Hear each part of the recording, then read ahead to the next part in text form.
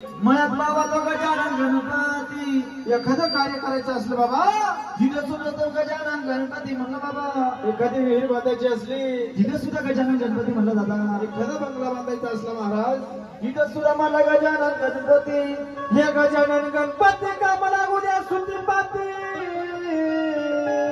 हा आलेल्या विघ्नाची होणे माती असा आणि चालू कार्यामध्ये म्हटलं महाराज हो यश कोण येते असं ना. म्हणून त्या गजानन गणपतीला जोर झाला पाहिजे म्हटलं महाराज.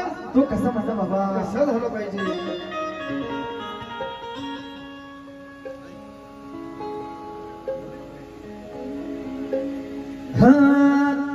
शिव पार्वतीच्या नंदना नंदना गणराया तुला वंदना. शिव पार्वतीच्या नंदना गणराया